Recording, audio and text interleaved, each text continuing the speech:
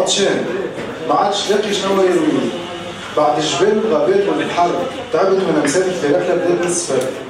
نلقى روحي في صحراء ريحتها شايحه وتربتها صفراء يقولوا لونها لون ذهب. قالوا لي في الصحراء تلقى اللي تحب، غادي تنجم تلقى اللي يفهمك ويجاوبك، غادي تنجم تلقى اللي ما لقيتوش. الخلاصه كي ما لقيتهاش غادي ما تلقاها في حتى بلاصه. في الصحراء تنجم تزرع افكارك، وتنجم تحفر بين غارك وتخرب فيها اسرارك، وتبني دارك وتعمل جنينه من خيالك. في الصحراء تنجم تكون حر وتعمل اللي يحلالك. انا جيت للصحراء عندي برشا وانا نمشي، نسيت اصلا قداش عندي. الشمس جهرتني وحرقت لي جلدي، ما سمعتهمش كي قالوا لي ما تمشيش عايش ولدي.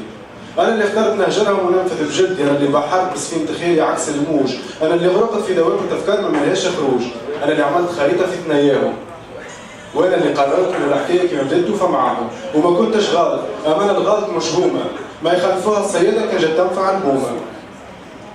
انا نتعلم ونصطاد ومانيش صياد، انا رساله بدون عنوان، والصياد هو اللي يعرف ان يصطاد وهو الفنان. انا انسان يجري ويلوج على الانسانيه الضايعه، وفي كل بلاصه يلقاها سلعه وعندها ناس شاريه وناس بايعه، ومن وقتها وهو يلوج وما تعبش، خاطر هو يؤمن ان الانسان ذكي وقوي وما يتغلبش. اما عاش في زمان الضعف والجهل والغلبه، عاش في زمان سماو فيه حياتهم العيشه الكلبه.